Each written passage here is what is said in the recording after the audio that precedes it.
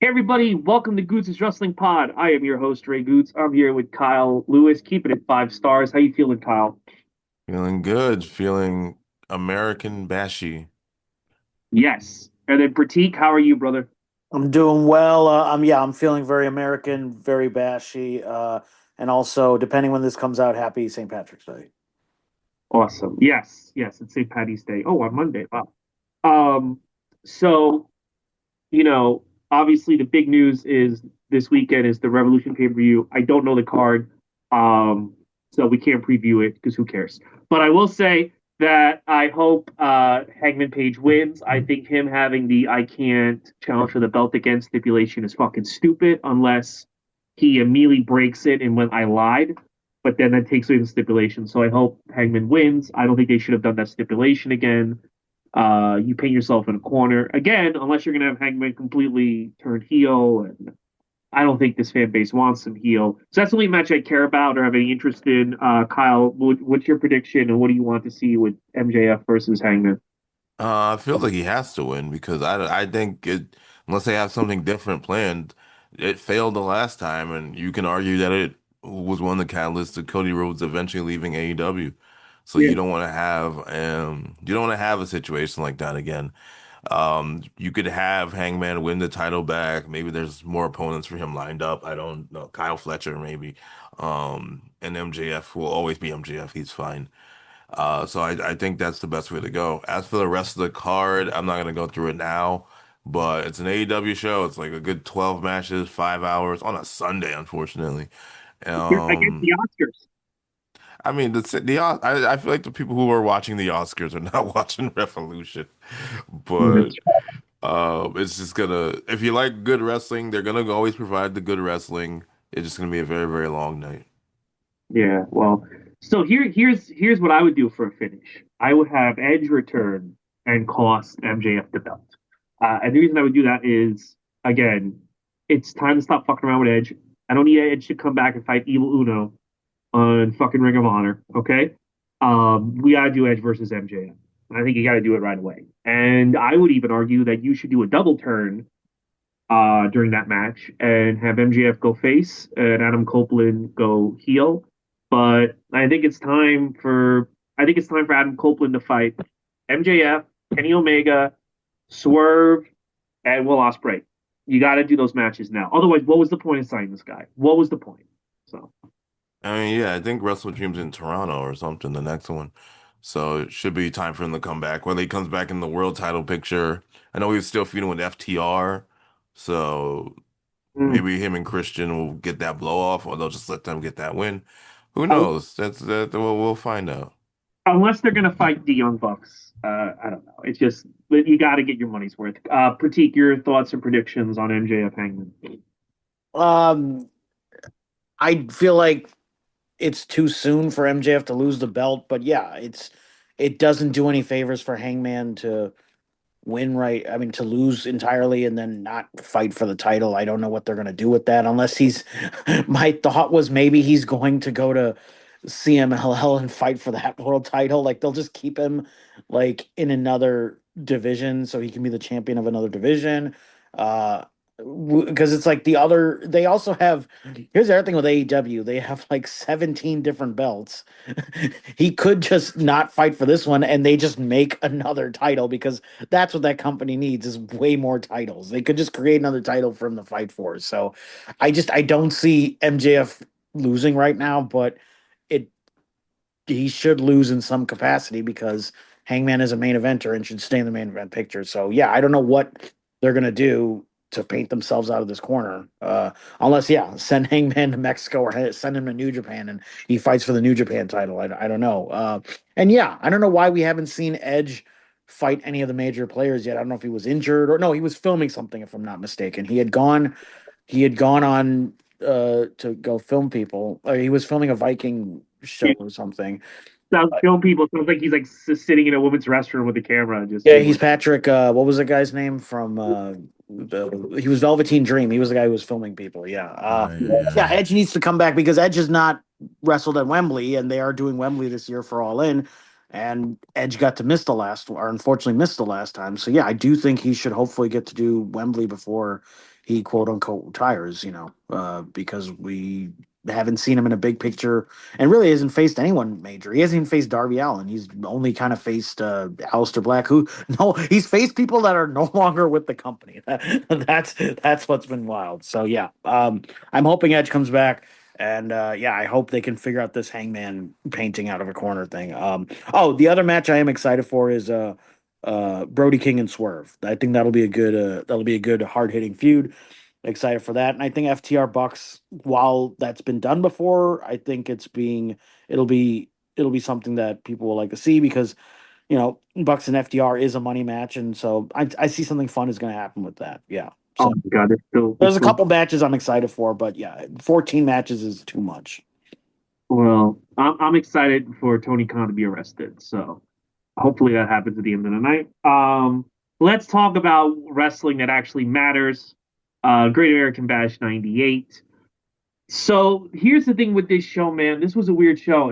I didn't like it that much, and this is where the cracks are starting to show in that the creative is not the roster they have. The creative is failing this roster, and people are losing interest, and you can hear it in the crowd during the show. The Bret Hart, Hulk Hogan versus Macho Man Roddy Piper. That is a main event, a massive main event. Can you imagine that match in 1992? You could main event WrestleMania 8 or 9 with that match. And here, no one cares, and it's boring, and it's people. I also feel like people are losing interest in some of the darlings who should have been moved up. And I'm talking about Booker T, Eddie Guerrero. There's points in the show where the crowd has no interest in what these guys are doing because I think that they're realizing nothing that these guys do matter. Um, Again, it's a great roster. On paper, this should be a great show, but there was something missing. Kyle, overall, your thoughts on Great American Bash '98? Yeah, I mean, yeah, the same thing. On paper, I'm looking at the card right now. Everything here should have hit, and there was just something just kind of off about it. It felt like you were like Jericho Malenko. Like when the feud is over and then they have the match one more time on like Yeah. SmackDown. That's how that Um, felt. yeah. We saw Booker T twice, so like that kind of lost its luster seeing him wrestle again. Eddie Guerrero, Chavo, I think the fans just were not ready for that long of a match with those two. Goldberg was fine. Goldberg was like the thing people really cared about. Um, Hogan, Brett, Savage, Piper, you could already tell that everyone's pretty past their prime. So to see this match now and then see an additional, although short, match with Roddy Piper and Savage, it just didn't work. And who cared about Sting and the Giant? Like also like while watching it, you're like, am I pro WCW? Am I pro NWO? Am I NWO Wolfpack? Like it's so muddled. Some people are faces, some people are heels, some people in both groups are faces and like it's just so muddled that maybe it made more sense when if you're watching weekly, I can't remember, but it's just so convoluted. Yeah, the thing about it is that like the immediately it should have been an NWO Civil War. It should have been you could have done Civil War before the Marvel Universe, like this Civil War, and you had it's right there. War Games. You just fucking build to a War Games match. Wolfpack versus Hollywood, and they don't do that. They muddle that up, which we'll get to in a while. But like it just kind of feels like the Wolfpack is just meandering around. The announcers don't know how to take the Wolfpack. Is the Wolfpack also trying to take over WCW? Is the Wolfpack just trying to hang out? Is the Wolfpack? What is the Wolfpack doing? And everyone loves the Wolfpack. I love the Wolfpack, but like you could already tell, like what is the direction here? So, and the show suffers because of that. Why am I happy that Sting joined the NWO and now has a tag belts? Isn't that bad? That he betrayed his principles? I don't know. Pratik, your thoughts? Yeah, I think you guys have already kind of hit the nail on the head in that the storyline. Because even as a kid, I remember just being like, "Oh, they look cool," but like not understanding the story. So it's like, is this all these swerves and muddling and complication for the adults when you have kids who are more excited about it? Like, who is this? Who are these for? It just feels like it was they were writing themselves into a corner every week. That's what it feels like. And I feel like even if you were following week to week. It's just like, okay, we're trying to do this thing to get people to watch, but you're just turning off the loyal fan. You're confusing the loyal fan. And yeah, they're making booking decisions where it's like, yeah, okay, if you want to do a civil war of NWO, have the have it near when you're doing your war games match, or have it near something where you can build to that feud. It's not that complicated, but they seem to be making booking mistakes every turn. And yeah, I just remember, yes, don't get me wrong. I did like Sting in the red color paint. That looked cool as a visual. But in hindsight, going back and watching this, I'm like, oh, okay, this is not as cool as I thought. So to put a kind of a general statement over this pay-per-view, it's like I remember it as a kid, but I'm like, oof, some of this stuff does not hold up. And I feel like I was more just caught up in some of the looks and the visuals and not the actual wrestling and the storytelling. And yeah, realizing how gassed a lot of people looks like. So yeah, just overall, like I'm seeing the decline of my childhood a little bit watching these pay-per-views. It's kind of disappointing, you know. Yeah, yeah. So let's get to the start of the show. Um, the I like the video package where it's like this somber, creepy version of the Star Spangled Banner. I thought that was a great little intro to kind of be like, this isn't the happy-go-lucky show it was 10 years ago. Although that wasn't really happy-go-lucky either, but it's like it's like a little bit more like things are a little bit fucked up. And I thought that little video package was fun. It was good. It was a good video package, and they don't really do that a lot. What did you think, Kyle, of the video package? No, I thought it was cool. I thought it was a nice start to it. It was a little bit of different, like you said, different vibe on what you're used to the Great American Bash is. They're in their tradition bites era because I see here the tagline was baseball, hot dogs, and apple pie. Tradition bites, the new American pastime. So they're them and WWE and the 90s at that time in general was kind of like fuck tradition, fuck what's going on. So this was just another step of being like this kind of counterculture to what you're used to. It was cool. It was a nice opening. Yeah. And Pratik, before you give your comments, I want to add the other thing I liked, and WCW is very good at this. Tony Schiavone starts pay-per-view, let the summertime begin. And I like the fact, and I don't know if he did this consciously. I like the fact that they keep up with the seasons and they keep up with what's going on in the year. So like when I hear that, I think right back to that summer between junior year and senior year, and it really gets a sense of where you are in the world and celebrating the seasons. I like when wrestling did that, and they don't really do that much anymore. 'Cause they barely have any seasons. They're a bunch of idiots. But Pratik, your thoughts? No, yeah, I like when they make it kind of timely because again, when watching this, it creates kind of a time capsule snapshot moment and what's going on. And you're right, yeah, like this pay per view, actually, this whole the next few episodes we have, it literally reminds me of that summer, and because we'll see when we get to some of the stuff with Dennis Rodman and all like that. Just the build, like yeah. So I like what the way they paint the picture. I like the opening package. It definitely felt a bit more WWF, but I know WCW has done this as well, but that kind of like, oh, we're taking over the neighborhood, we're taking over things. Like this is not your mama's, summer or whatever. I kind of like that, the tone of what they were going for. That both companies did a good job with that. That's what you have to give them credit for. Yeah, it definitely set a tone for the pay-per-view, granted, yeah, overall the card was whatever, but it set the right tone. They know what Yeah. they're doing. So, first match, it's Chris Benoit versus Booker T. This is the best of seven series finale. I remember this being a big deal on the weekly show, on the weekly nitros and stuff. Really fun. And this is the final match, and these guys deliver. These guys do a great job of starting the show, giving us a match that really hits hard. The crowd's into it. Booker T wins, and later on the show, and this was kind of a mistake that they did this. I would have made it tomorrow night on Nitro, but later on the show he's gonna wrestle Finley. But we'll get to that match in a second. But I thought this was a great start, and these guys had really good chemistry together. And so funny, years later, WWF steals this idea, and it works again. Kyle, what did you think? No, I just the best of seven series is something I remember very, very vividly because I just remember I remember my brother and I just being mad that Benoit would lose to a missile drop kick almost like four matches in a row. Like they didn't even try and change it up. He would just lose. Someone who's supposed to be so like technical prowess would just lose and not to the same movie. Like, well, whatever. But it was a good. I mean, it was a good thing for Booker T. This was probably one of the big years for Booker T. But you can't go wrong with these matches. I know how it is talking about Chris Benoit, but these guys have a great series of matches, and they have a great series of matches again in WWE. It's just two people that have a great chemistry with each other, and was one of the highlights of WCW in '98. Not as much in 2005, 2006, but it was still cool then too. Yeah, it did feel very derivative back then, and I don't know if Michael Cole ever acknowledged like this is very derivative. I don't Yeah, I know. don't think so. I think the Randy Orton of it, because Booker T gets hurt. Yeah, Vince Benoit Randy is Orton not kind of as set it up. It was like a weird era for Randy Orton too. Yeah, Randy Orton is literally just like a background character for like a couple weeks, and then he's like in the main event again.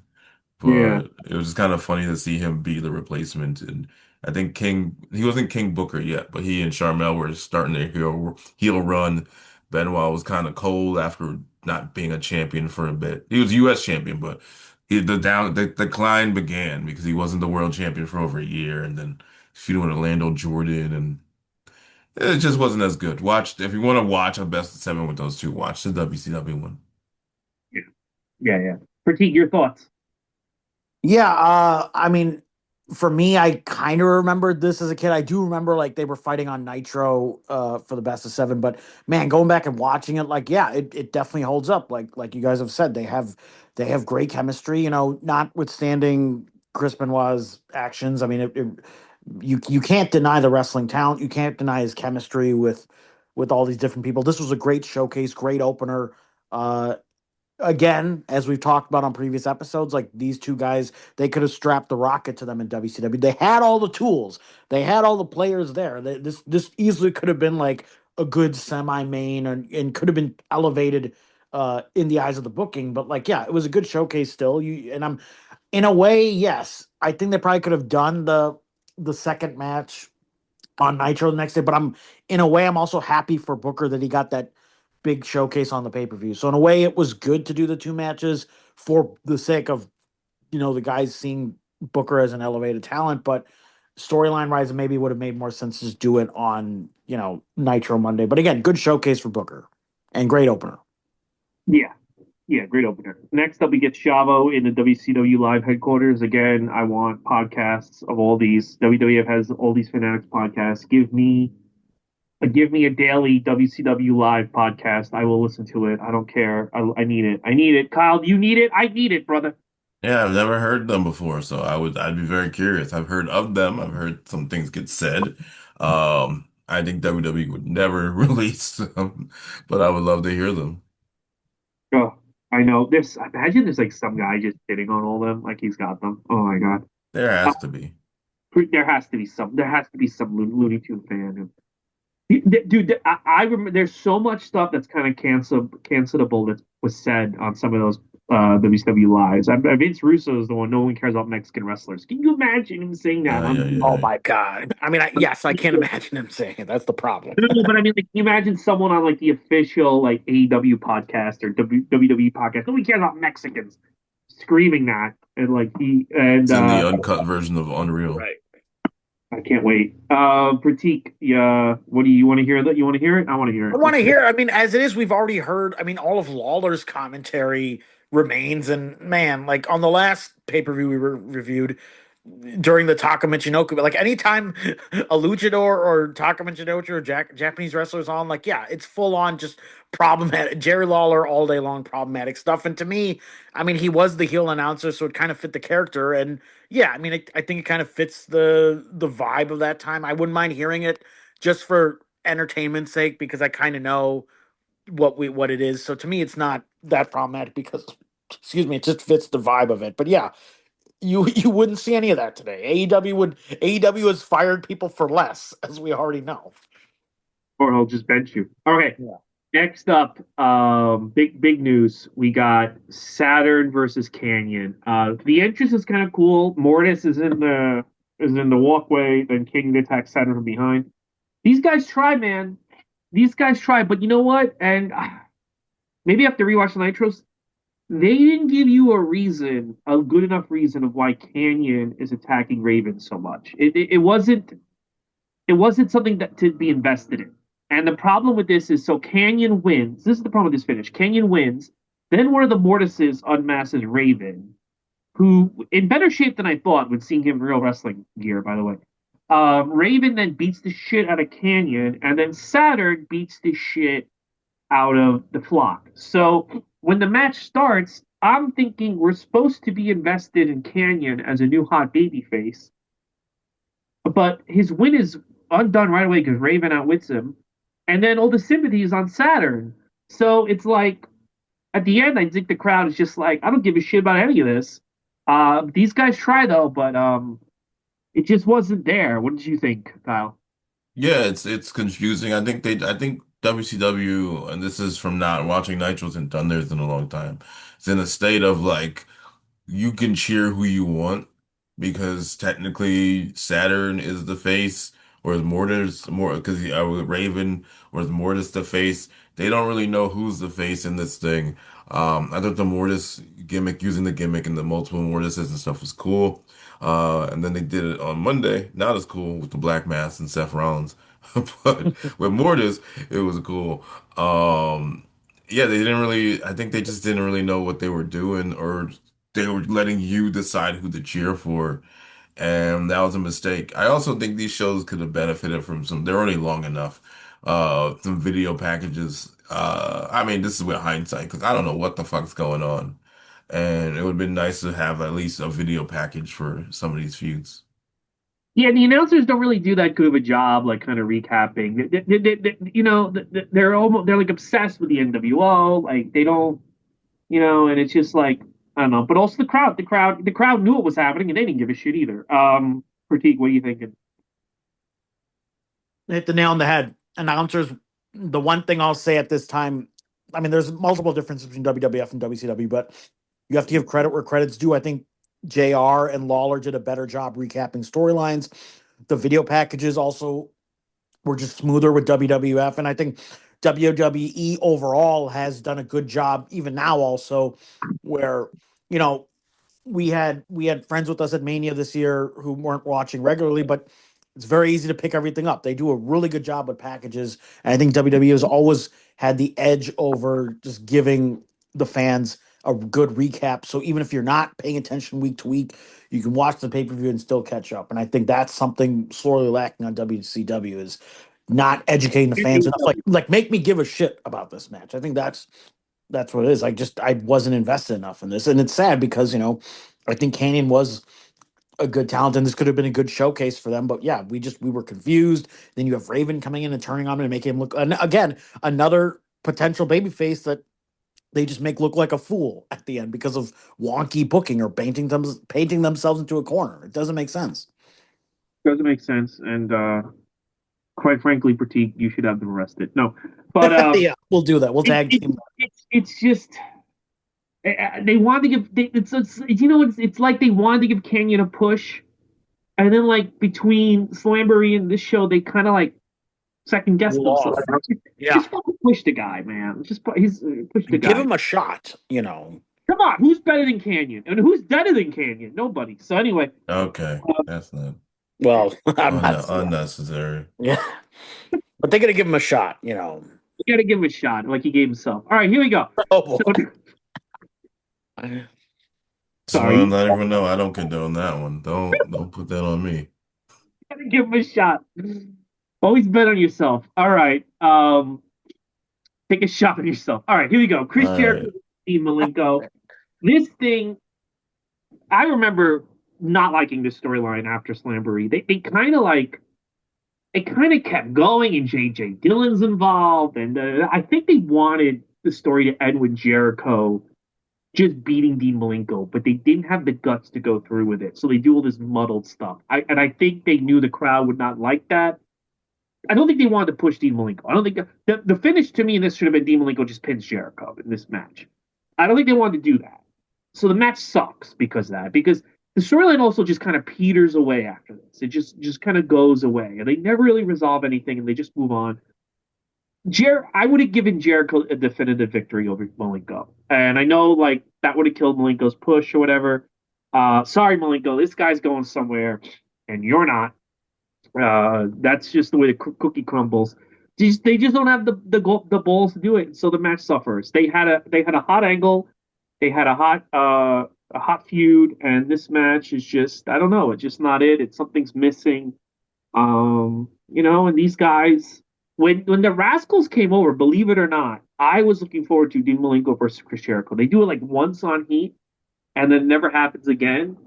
But that would have been a great feud in WWE, and I think like you could have had Jericho definitively beat Malenko, and then you could have showed the matches because Jericho fights Benoit for 14 pay-per-views in a row in 2000, and now you can't watch them. So that would have been good, but they don't do that with Dean Malenko, unfortunately. So this match is okay. I get it's fine. The work is fine. It's just I'm not into it. What do you think, Kyle? Hey, the radicals, the rascals are the pot smokers who are Oh, okay. in Well, whatever. AEW now. Hmm. But the feud should have ended. That's what I was saying. It's like when the feud keeps going, or you have like another blow off match after the blow off match, or if you played SmackDown vs. Raw in 2006, the GM mode, where if your feud went on for too long, the thumbs turn blue, and you would get the thumbs down instead of the thumbs up. That's kind of what was happening with that feud. Slamboree was it. Slamboree was it. Jericho got his comeuppance. Should have kind of been a coward and ran away for a little bit. And maybe he gets the cruiserweight titles back in some other capacity. But to have this continue to go on, I know it was like the start of Conspiracy Jericho, but to have this continue to go on, it just wasn't there anymore. Because that's another month, two shows, Nitro and Thunder, uh, of this feud that was in our eyes over. So Yeah, it just didn't land, and it's unfortunate because both guys, it had nothing to do with their talent. They're both amazingly talented wrestlers. It just was the creative, like you said. yeah. Not that great. Pratik, what are you thinking? Again, another like these are both great wrestlers. They have put on previous matches that were good, but yeah, this feud just needed some feuds need a definitive ending, and I think you can say this today with the two other major companies right now, WWE and AEW, where sometimes they don't give us definitive endings, and it's just like, well, we need to carry this over, we need week to week pay per views, or we need to keep the eyes on the week to week, or we'll do one match on TV and one, but like give us an ending at some point somebody has to kick somebody's ass. And so we know that, okay, ass has been kicked. You can't just keep swerving the ass kicking for fucking 2 months. And I think things get stretched out when they don't need to. And I think people just needed a definitive ending. And the crowd, you can tell by the crowd reaction in this versus some of their other matches. So, yeah, I think, yeah, again, just they're writing them. Seems like the whole pay per view is just writing storylines into corners, and they're not sure what to do. Yeah, yeah. Uh, Ongoing thing. yeah. So Eddie Guerrero feels bad, begs Chavo not to. Suddenly now he's a coward about Chavo in the internet area. So that's kind of cool. Then we get a video package on how sexy Juventud Guerrera is. I love that there's no recaps, but there is a video about like, look, hey, don't you want to fuck Juventud Guerrera? I would say he's got a good look. It was smart to take the mask off. I liked, you know what I liked, and I'm like, I would wear that. His cross necklace. I thought that was a cool cross necklace. But it is a funny thing. It's there's no video package on the show, but here's Chavo, here's Juventud, and he looks very unsure when he's posing, but I mean, whatever. Uh, Kyle, your thoughts on sexy Juventud? They were trying between this and then the next match. They're trying. Uh, I get it. You took the mask off of him. He's a handsome man. Why not try and make him your heartthrob? But it's definitely out of place. That's someone you also have to be consistent with.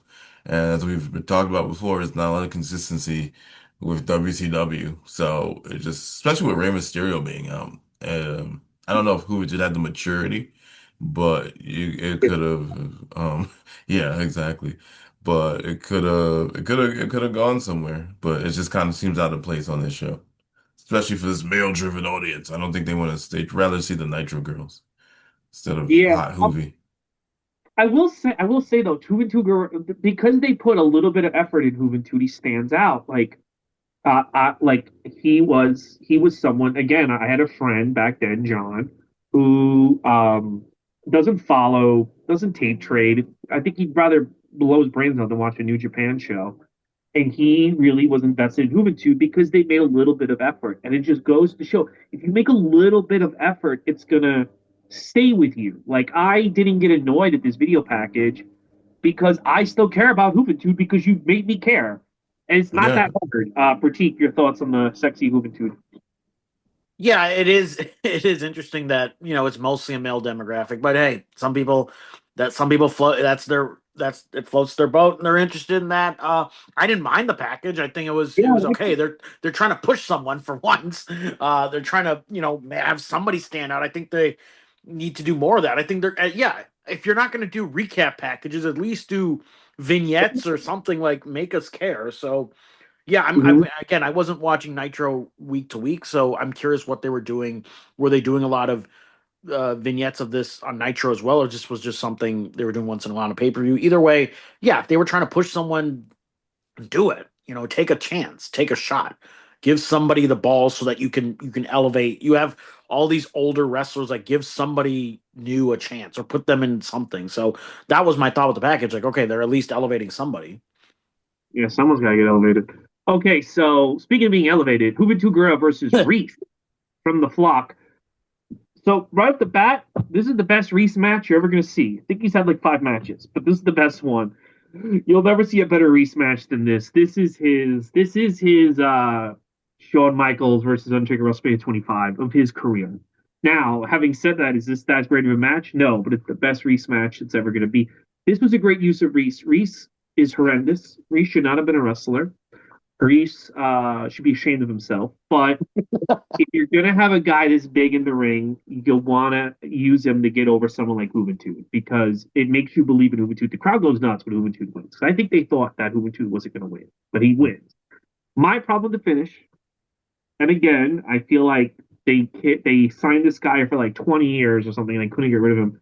Van Hammer gets involved, and Van Hammer and I guess Juventud were friends at this time.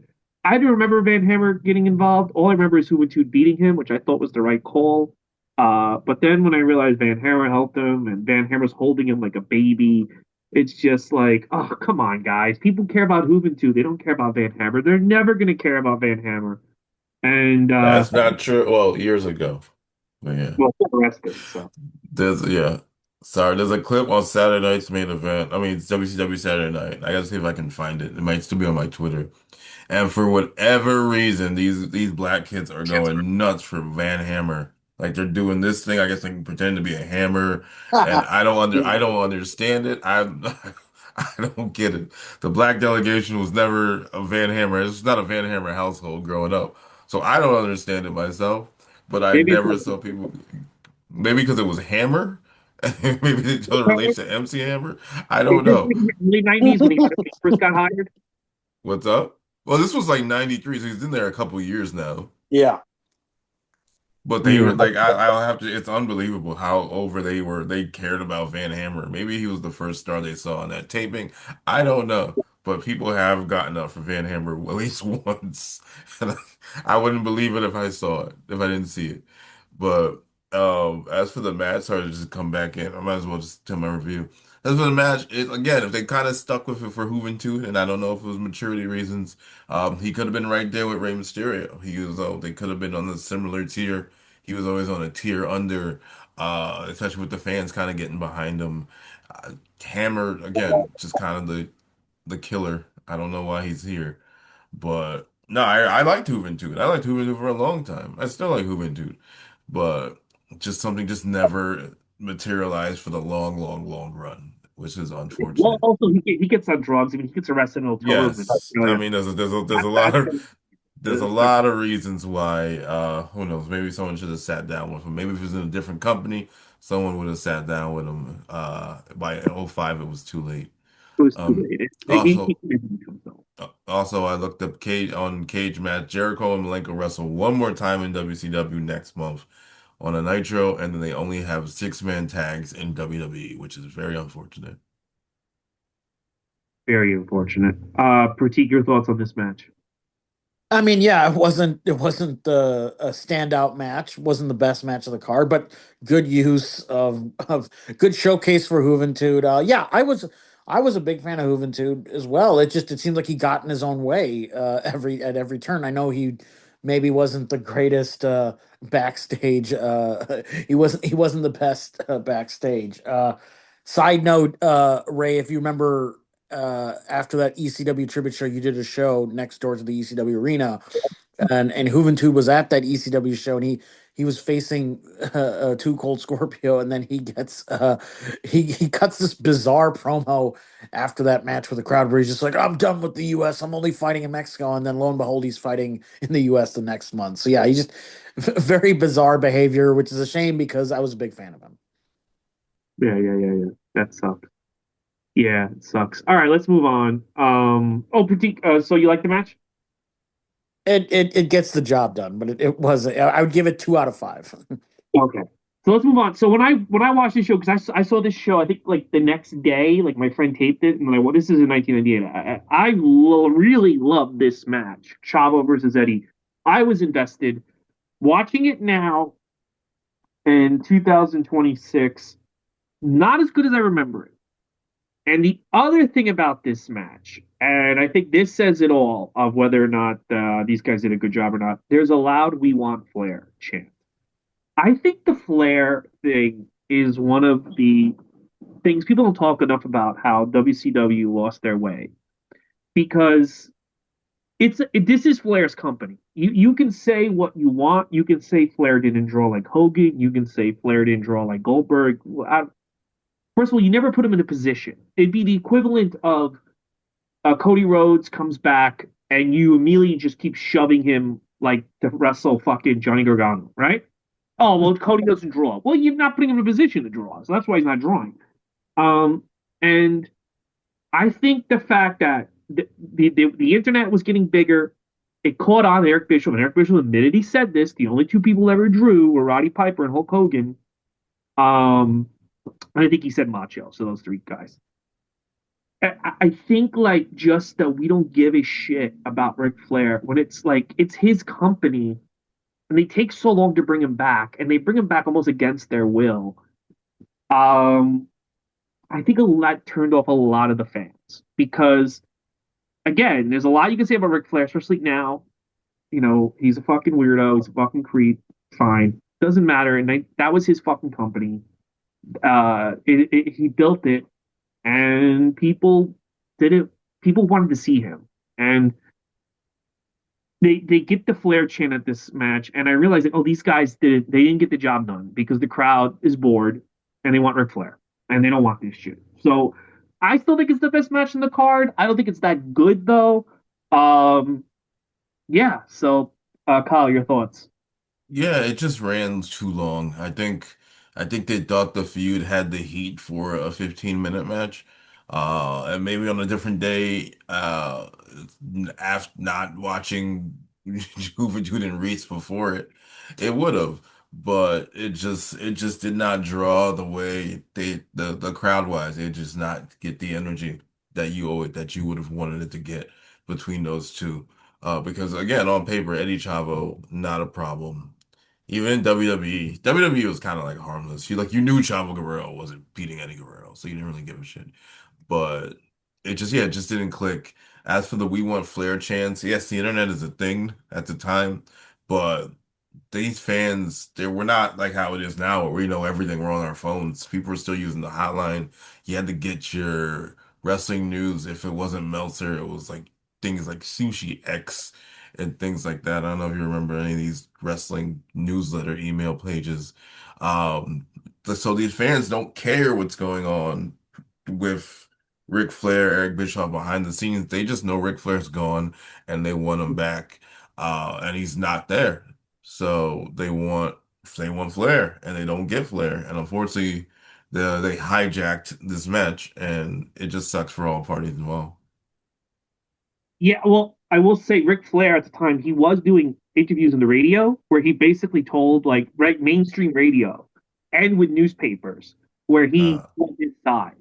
So it was like not just in the dirt sheets, he was like he went to like the Charlotte Times or whatever, the Greensboro fucking Daily News, and spoke to reporters and was like, "This is what they did to me." So it was a little I bit. had no idea. Yeah. Pratik, your Well, they thoughts on still want Flair. what happened? I said, well, they still wanted Flair. No, I know, but I mean, like people. I'm saying like people didn't know Yeah, they more. knew. They knew, whereas I think like in the '80s, most people didn't know why Flair went away. Hmm. Pratik, your thoughts on this match and Ric Flair? Yeah, it's unfortunate the crowd. Yeah, like you guys have said, they've hijacked the match. There's clearly some backstage drama with Flair, and yeah, I do think Flair was still over at the time, and people wanted to see him. So hopefully that gets. I believe it gets resolved because he does Yeah, come back. As far as the match goes, yeah, I'm always a Guerrero fan. And then Chavo, he's kind of responsible. Any wrestling that you see in movies now, Chavo's pretty much the main trainer on that. So I'm always gonna be a fan of the Guerreros. But yeah, I do think this definitely wasn't the best outing for them. And yeah, definitely on the longer side. I think it clocks in like 15-ish minutes. They easily could have shaved 5 minutes off. And yeah, it's a shame because we've gotten to review some of the better matches of Eddie Guerrero's catalog. This is definitely this. I think it's still something people should watch if you're trying to get a definitive like overview of everything Eddie's done in WCW, but definitely not his best outing for sure. oh, I'm gonna go 3 out of 5 on this yeah. one Get for this. over it. Eddie Guerrero should be kicked out of the Hall of Fame. All right. No. So next up, clips from Nitro, which were great. This was awesome because shit, I can't take this. Hold on. Okay. Um. So, who are we talking about? Sorry about that. Someone Clips called me of wrong. Nitros. Oh Yeah. yeah. So Macho Man on the mic, man, he goes away. He goes away at tomorrow night. Tomorrow night, the night after this show, he has a cage match with DDP. NWO Hollywood injures him, and he goes away. When he comes back, he basically has a midlife crisis. He has fucking gorgeous George as his girlfriend who's way too young for him, and he like emotionally and mentally and physically abuses, and then he attacks Hawk at a fucking concert, and Hawk beats him up. Like he had like this fucking little like mental. So this is like kind of like the last gasp of classic Macho Man, and him and Roddy on the pipe, him and Roddy on the mic, still fucking good. It was, and I'm like, damn, this goes away. He's never the same after this, and what a tragedy. Uh, Kyle, what do you think of the Macho Man and Piper on Nitro? I loved it. No, I mean, you can't go wrong with them talking. Actually, you can go very wrong. But I always enjoyed them on the mic. So that was cool to see. I did like that. I didn't realize that this was the end, the beginning of the end, for the Macho Man that we all know. And then the What Up Mach era begins, and nothing is ever the same. That sucks. Hold on. Hmm. I'm in Sandy. Sorry about this, guys. Oh, Pratik, tell me your thoughts on FTR. On FTR. You mean Macho? Yeah. Macho on the mic. I'm always a Macho fan. It is unfortunate, what happens to him afterwards. But yeah, in terms of this little video package thing with the clips of Macho and Piper on Nitro, it's great. I'm always down to watch a little Macho, and I think if you're going back and watching this pay per view, definitely check out these little moments because these are the Easter eggs. These are little like extra things that kind of give you a snapshot of what's going on. So yeah, I don't mind it at all. Always entertaining. Yes. So a little behind the scenes information here to all the fans. I was offered a spot in Arcadia, but I have two spots in San Diego tonight, so I had to let them know I can't make it. And they started crying. They're like, "There's no, comedy doesn't exist out here without the boots." And I'm like, "I understand." So, of course. All right. Up next, this was a mistake, I think, to put this on the show. Fit Finley versus Booker T. Listen, this gets over Booker T as a guy who can wrestle twice in one night and win a belt. They don't do anything with it, so until Vince Russo of all fucking people show up, so doesn't really fucking matter. The crowd hated this match. It's boring. Look, bro, 1998. Nobody cares about Fit Finley. Nobody cares about his also stupid son. I know, like fucking everyone. Dave Meltzer was yelling at people that he won. I know I said he's going to sign NXT, and like people that like AEW are acting like Dave Finlay going to AEW is a win. No one cares about this fucking guy. He's not going to do anything. All right. If he becomes the new Stone Cold Steve Austin, I'll join the clergy. Okay. He's never going to go life. I don't give a fuck where he signs. Who gives a shit?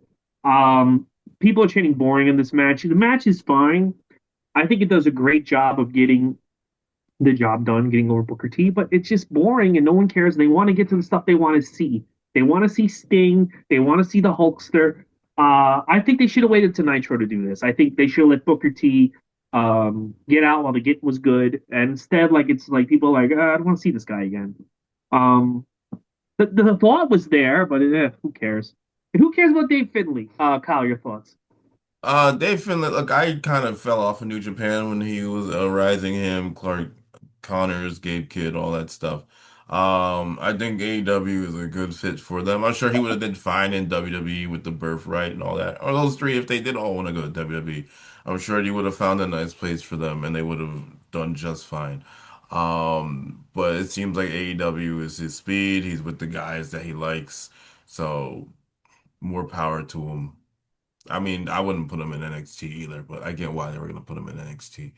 But outside of, but speaking in '98, I think it just kind of suffered. You had Eddie Chavo, which people weren't interested in, which was about a 15-minute match. And then this is close to a 14-minute match. So, like, they're tired. They're tired. They already saw Booker T. Like you said, they want to see Sting. They want to see Goldberg. They want to see all these other guys. It just didn't work out the way they wanted. 'Cause we know Booker T can wrestle twice. We saw him doing it like Super Bowl. So we don't need to see it again. It just didn't click. This is a night of things just not clicking. Yes, a night that should be the thing. A night of things, the night of things just not clicking. That should be the That, tagline of the that show. should be. Um, Pratik, your thoughts? Yeah, same thing. Like we saw Booker T wrestle twice on Super Brawl, but they had the matches, I believe, back to back. So there is something to maybe have this match a bit earlier, maybe shave time off it. I think this is definitely, like you said, night of not things clicking, but also just bloated matches. Like we could have shaved off. There's so many matches that could have been cut like 2 or 3 minutes. I think that's another key difference between WWF and WCW at this time is, Vince was really type A stickler for times, and I think a lot of stuff either ran long, whether or not they're properly timing these matches, or they're just running long and no one's really giving a fuck. I think that's more likely the case, given what I've read and know about WCW backstage stuff. Is they're not properly timing things out. Whereas with McMahon, WWF, say what you will about the guy and other things about McMahon, but he ran a tight ship. He ran a tight show. He didn't want things to drag. I mean, we're all comedians. We've all been on comedy shows where things like this could have ended, two Mhm. comics ago. So yeah, I think this is just a bloated card, but also like matches could have been shaved and cut down on time, trimmed multiple ways, and this is unfortunately one of them. Yeah. Okay, up next, I gotta say, now that I'm thinking about it, I think this might be the best. I for third, almost there, I thought it was Eddie versus Chavo. I think this might be the best match on the show. Goldberg versus Conan. Throughout the show, the crowd is chanting for Goldberg. And when the match starts, Henning is in the Wolfpack. He can't compete, so they have Conan compete. Conan right now in '98 is in the hottest he's ever been. He's super over. Goldberg though is more over. Goldberg gets a deafening pop. The crowd loves him. Here's why I think this match is so good, and why I think Conan is so fucking smart.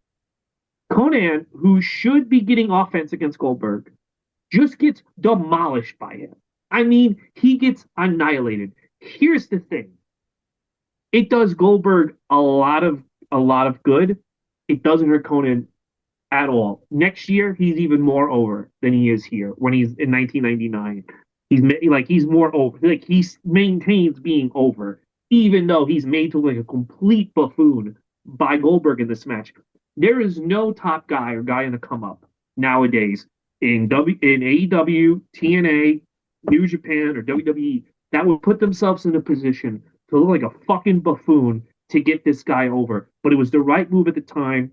Conan knows business. He knows what to do, and you make Goldberg somehow an even bigger deal after this match. And Conan doesn't lose anything. No one's gonna have the confidence that Conan had to do this for Goldberg. Cody Rhodes is not going to walk in there and Obi Femi just annihilate him at WrestleMania because he's going to be paranoid that like because the internet's going to make it sound like Cody's fucking going to get fired the next day.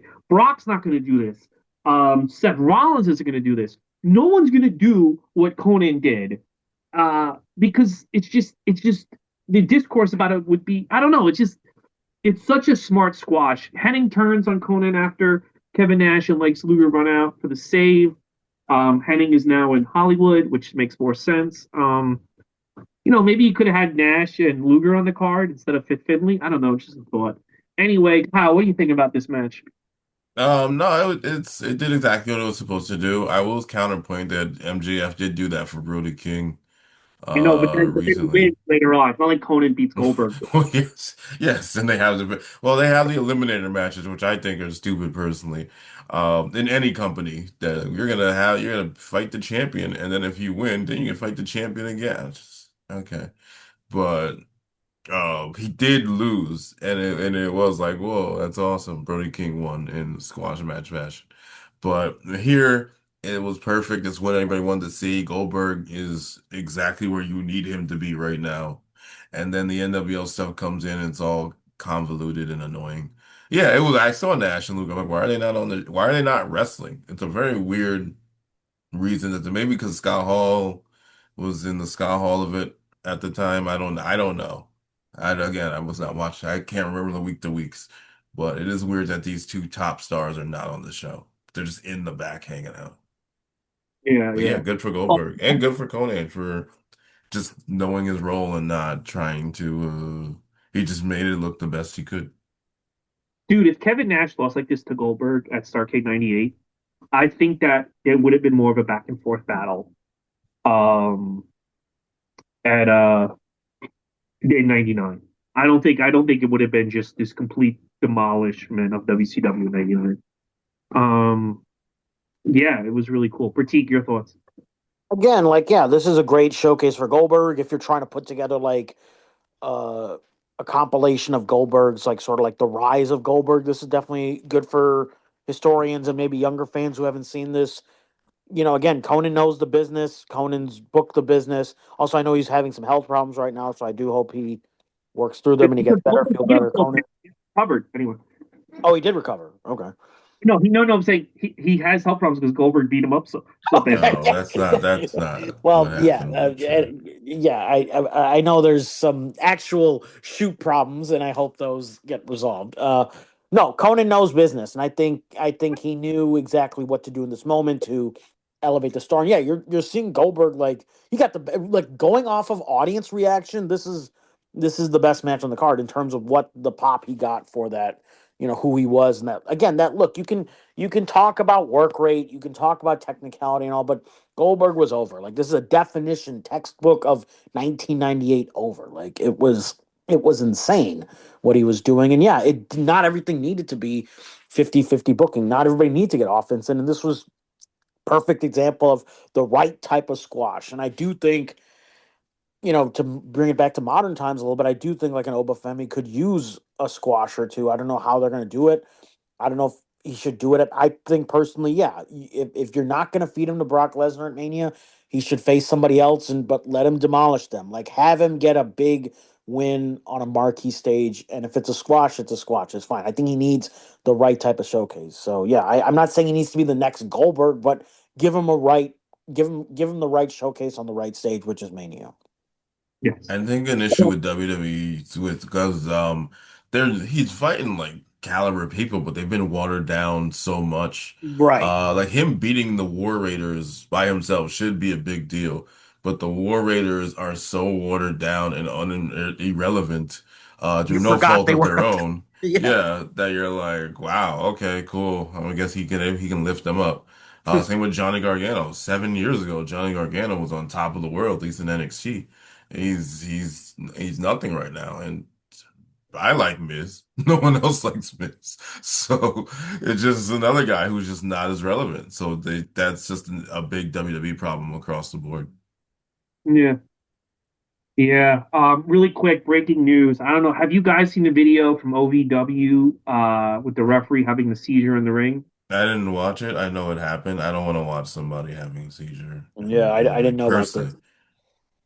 I watched it. I don't like this guy, MLJ from GCW. GCW is also one to talk because of what happened with Sabu, but that's neither here nor there. But he said before I watched the video, everyone involved in that match should never work in wrestling again.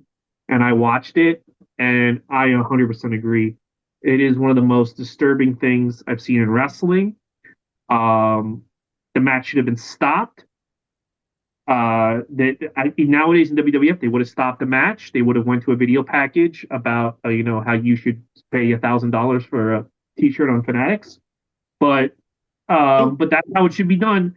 And the fact that Al Snow didn't come to the ring and stop the match, I just think it's disgusting. They just shoved the guy out of the ring while he's having a seizure. The guy, like, it's just everyone involved should be blackballed from wrestling, and I think including Al Snow. Really disgusting. Yeah, I mean, I think if they didn't take the proper procedures, again, I didn't watch the videos. If they didn't take the proper procedures in a situation like that, then there should be some serious repercussions, for the people involved.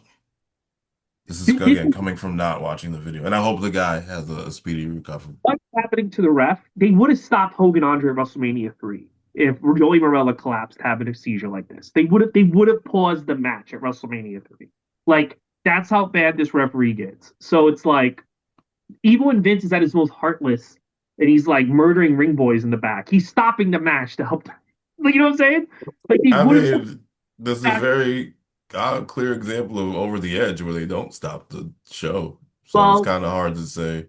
they did pause the show. They didn't have Godfather wrestle Brown while Okay, fucking. he paused the show, but I just think he's a weird example to use. But I understand. I think it's been in the This is the equivalent of they just like Owen Hart's on the ground and they're like D'Lo, just go out and wrestle Godfather for 7 minutes while they kind of attend to Owen. That's the equivalent of what they did in OVW. I get what you're yeah, saying. yeah, yeah, it's terrible.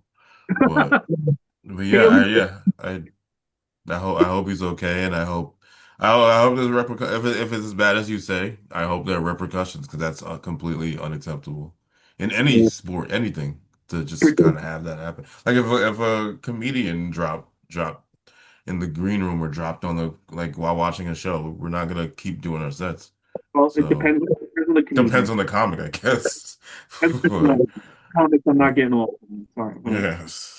I'm gonna stay on stage longer. All right, critique your thoughts on this poor guy. Yeah, it's you gotta stop the match, stop the show. I hope this referee gets better, and I think with Over the Edge, it is similar to that, but it's also that thing of if you weren't going to stop it, I think it's the doubling down that happened afterwards that really bothered people. Like Vince being like, "No, this was the right call. Owen would have wanted it." I'm like, "No, like you could have, you can. It's better if you just say, hey, we could have stopped and we just didn't. We fucked up." But it's the doubling down. I think that people really didn't care for. And then again, it's also when you find out that they tried to save money. So that's a whole rabbit hole thing that I'm not going to get into right now.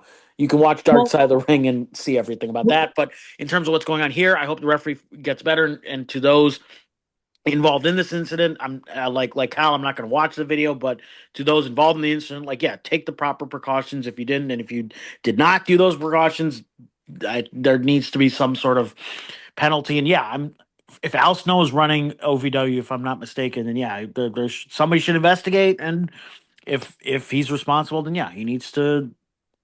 There should be some sort of a penalty for him because yeah, that's not right.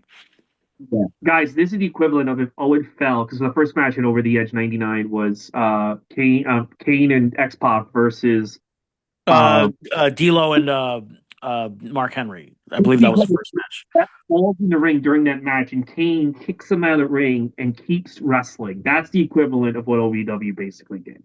I know Vince is a piece of shit, and definitely would keep the show going. But Vince, at the very least, if Kane, X Pac, and D'Lo didn't stop what they were doing, I think they would have all gotten fired.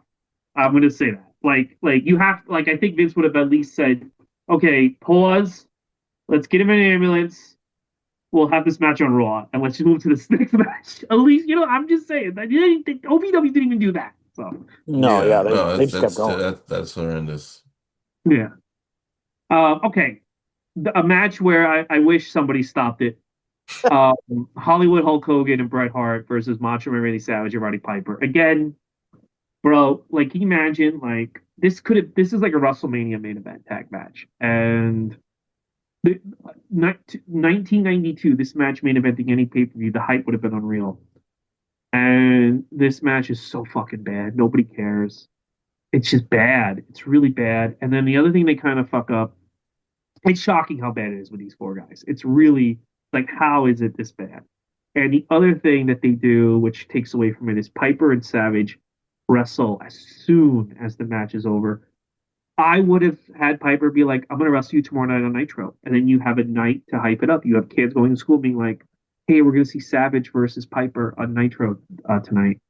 And then you could have had Savage get written off by wrestling Piper. But they just have Piper beat up Savage. And like, why isn't the Wolfpack helping out Savage? Like, why isn't Kevin Nash being like, I'll be your partner? Like, this is fucking stupid. Like, we're letting Piper, like, beat you up. And it's bad. It's this whole thing was bad. Terrible match. And one of the worst Bret Hart matches. I think this is the worst Bret Hart match since he left the Hart Foundation. Atrocious. Kyle, your thoughts? No, it's not good. It's not good. It's for people that, like you said, in 1992, even in 1996, you would have been like, "Wow, this could be something." But especially 1992, and it just wasn't. It's again more convoluted than it needs to be with the Piper Savage. Can they coexist? They're gonna have a match after. We all know Hulk Hogan and Bret Hart don't fucking like each other. At least us. I don't know about the regular WCW crowd. It's just not necessary. And again, are the Wolfpack good? Are they bad? I want to say they're good, but they're still NWO and they're still kind of feuding with them. I don't know. It's weird. It's weird and it shows and it's unfortunate because again, and the disciples there, no one's talking about him. But and in a few years before, this would have been a match that could have sold out arenas. It would have been on your super tapes. It would have been on your Coliseum home videos, WrestleManias, not WrestleMania, because you do tag matches, but it just didn't work. This whole show, everything here just did not work. Really, just A, everyone involved. a bad GM mode game. Bad. Fucking, ugh. All right. Up next. And again, this is like cut out Finley, cut out Piper's singles match. Give this more time. This is basically like a fucking TV match on Raw. Giant versus Sting. This is the pay-per-view main event. This match is so fast. Sting beats Giant like he's fucking the Repo Man. Um, and it's just like, okay, another waste of time. I guess Sting finally wins, but they don't give him any time. He's got the red face paint on. I think it's cool. I think a lot of people back then were like, what the fuck is going on? Just once once Goldberg leaves, this show just falls off a cliff and becomes unwatchable. Stunk. I think this match stunk. Oh, and it was short. And I have a giant smoking a cigarette. I don't know, fucking garbage. Kyle, your thoughts? Did Pratik talk about the Hogan Piper? I don't know if he did. If he I did Um, wants not. to. I can do that, or I could do it during my. I can do like one big thing at the end, whatever's easiest. talk to me about Hogan, Piper, and then Sting, Giant. You have these Hall of Famers, and you put them together, and it was. I didn't think anything would be worse than that DX Undertaker Kane thing at Saudi Arabia, but this might be worse than that. So yeah, it was just a mess. It and again, like Bret Hart, like I think we said this on one of the other episodes we reviewed WCW, like he just something has left his eyes. His heart's not in. It's no pun intended. His heart's not in these matches. I don't know if it literally he's doing his for stand-up comedians, he's doing his shitty casino gig in Paducah, Kentucky. That's basically what this is. It's a mess. It's a mess and there was no reason to have yeah, why are you doing Piper and Macho Man on the same car? Or you could have separated that because I know they've done that before. Like they had Braun Strowman and Seth Rollins tag in one match and then they fought each other. But it was later down the line in the card. You could have opened with this or something and then done that at the end. Maybe like that would have created some separation. Or again, do it on the next night. But no, it pissed me off and at the very least, this could have at least if you were going to do this, do it at the end of the show, so there's nothing else. Like, if anything, it killed whatever remaining energy that Goldberg had given us. It killed all that energy for the actual main event. So a mess all around. Like, I don't want to go 0 out of 5. I'll do like 1.5 out of 5 because this is woof. It's not even something like I suppose people should go back and watch it just to see the clusterfuck of it, but I don't want to recommend it to anybody. Like, oof, we gotta sweep this under the rug. Yeah. Kyle, your thoughts on Sting Giant? It's there. It's not what I would close. Again, I think watching it now, if I spent $25, $20 on it, I wouldn't be happy. But watching it now at the end of an already long pay-per-view, I was just kind of like, okay, cool, whatever. It's a weird way to close out the show. I know this was their big feud. It was a weird way to close out the show, and they gotta make better steps. They can't. If this is the start of the summer, this is a rough this is a rough start to the summer. So hopefully, and I believe they do make different steps. I think next month is Rodman. I want to say, right? Yes. Yeah. So hopefully, maybe they're just trying to get through this to start their Dennis Rodman stuff. But it shows all around. Yes. Um, yeah, this is one of my favorite eras of watching Nitro and Raw, but like, I think this show stinks, and then they panic. Look, Goldberg Hogan. Now that everyone's dead, um, Well, it's great. Goldberg's still around. I mean, like Hogan's dead. It's Yes. great, it's great to. It was a moment. It was a moment, and I think a lot of people have really fond memories of that match. But because that match happens before we get to the next pay per view. But I think like um, I don't know, like fucking if Cody Rhodes okay in 2023, if Cody Rhodes beats Roman Reigns on Raw for the belt, is that a moment for everyone sitting there watching? 100%. But they fucking waited and they waited and they had one of the biggest WrestleManias ever. They had one of the best Rock heel turns ever because they waited. And I think they could have done that with Goldberg Hogan. Um, I think you could have done that at Starcade. I think you could have. They rushed it and it just I don't know. And I think like you have a great moment. You have a great moment. It's not a great match, a great moment. And then like it's never the same for Goldberg and never the same for WCW. So I don't know. I feel like they start getting nervous and they kind of lose their way. But yeah, I think back then, which sounds insane, TV was more important than the pay-per-view that you're paying to watch. All that mattered was beating Raw, beating Raw, beating Raw, beating Raw. So I understand doing that in the Georgia Dome, Goldberg's hometown. I understand all of that. But it's just kind of you got to have a plan afterwards. And that plan was Goldberg Nash, which I guess not on paper, but in terms of popularity, is all right. That should be a really good match. And then, they did what they always do, the convoluted ending, and then the NWO coming back and all this other nonsense. But they shot themselves in the. We can talk about them shooting themselves in the foot. And we will for the next few years. But I think they just were their hands were just tied with that specific moment. It was the right place, right time to do it. But you need an after. You needed a then what, and they didn't have a then what, a solid one at least. yeah. And critique. What do you think about Goldberg Hogan coming up?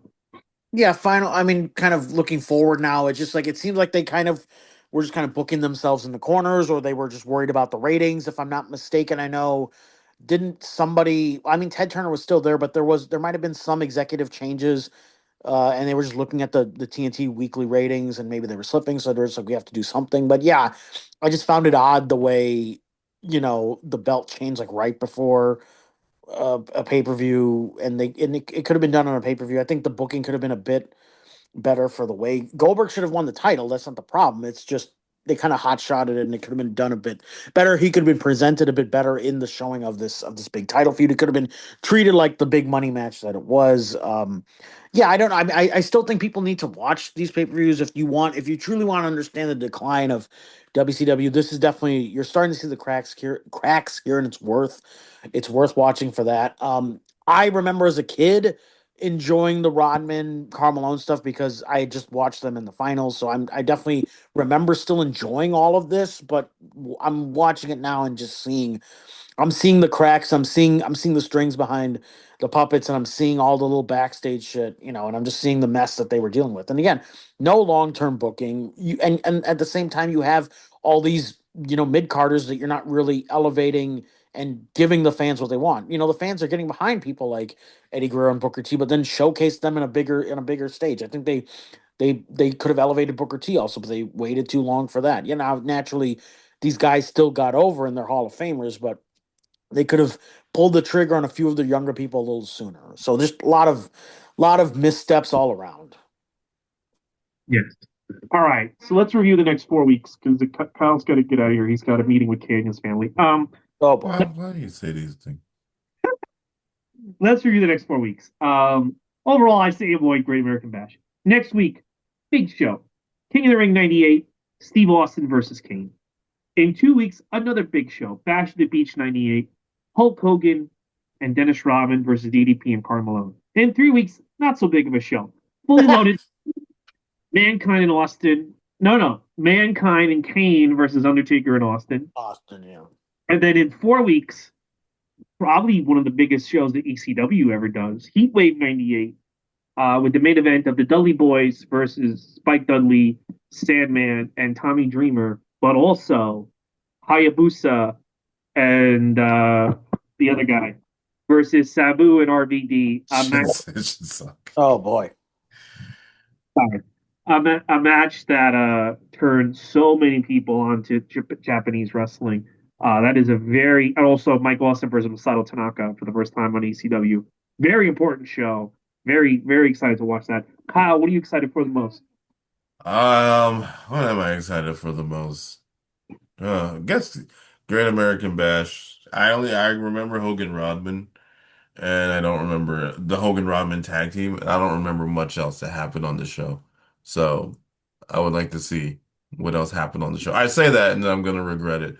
But yeah, I didn't also ECW. I didn't know that was so many firsts. I feel like that's what AEW tries to replicate every week between Collision and Dynamite, and it just doesn't land as much. They do a great job. They have great wrestling. I will always say that, but it just doesn't have that same impact as, let's say, us Heat Wave 98. And I'm sure that's a statement someone's gonna come back and ruin my life over. No, Heatwave 98 is a very important show for ECW. It's very, very important. Didn't do much. They go out of business in 2 years, but for Keith, what are your thoughts? What are you excited for? What are you excited for? I mean, this is my childhood coming to life, especially King of the Ring '98 and Bash at the Beach. I've never truly seen. I mean, as a kid, I remember the main event, but I've never truly appreciated the undercard for Bash at the Beach. So I want to see the undercard for Bass at the Beach, and then yeah, Heat Wave '98. I've never watched that all the way through, and I don't know what WWE's doing, so we'll figure out a way to watch it. But yeah, I'm excited for that because I've never truly seen that because that is a seminal pay per view, and I know there's some promos on Heat Wave '98 that were excised, so we'll see how we'll get to those. I'm excited for that. Yeah. So Kyle, you have anything to plug? Character Select is back April 7th, and we're gonna also have May 2nd. So those are our next two runs, and that's about it right now. That's about it. And Pratik, anything to plug? Yeah, just at Prateek Comedy, PrateEek Comedy on Instagram. I've actually been getting a few followers who from this, so this has been great. So appreciate it, guys, everybody. And yeah, everything's on Instagram, and keep supporting you guys as well, and keep supporting Goots and everything. Yeah. Yeah, and follow me, Ray Goots Comedy on TikTok. Also follow the podcast Goots Wrestling Pod, and please leave us some comments on. Actually, some people did leave us comments on TikTok. I didn't read them. All right, so that's the show. We'll see you next week for Mankind. He's going to change the business in one Oh week. yeah. Bye.